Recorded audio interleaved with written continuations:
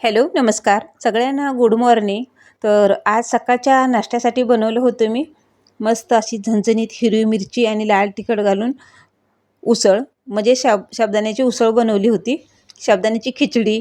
तर आज शनिवार असल्यामुळे सर डबा काही घेऊन जात नाहीत, नाश्ता करून जातात। एक टाईम शाळा असते, तर नाश्त्यासाठी मस्त अशी तर खिचडीच बनवली होती। आणि ही उपवासाला नाही बनवली, असंच नाश्त्यासाठी बनवली होती, म्हणून वरनं अशी बारीक चिरून घेतलेली कोथिंबीर घातलेली आहे।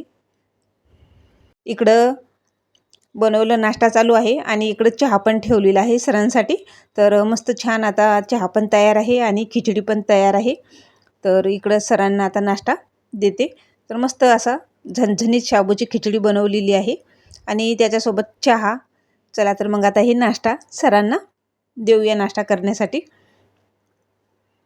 नाश्त्यासाठी वेगवेगळं काहीतरी बनवलं तर खावंसं वाटते, सारखं रोज एकच नको वाटते, म्हणूनच आज मी शाबूची खिचडी बनवलेली आहे। उपवास वगैरे काही नाही, असंच नाश्त्यासाठी शाबूची खिचडी बनवलेली आहे। चला तर मग व्हिडिओ इथंच एंड करते। सरांना पण आवडला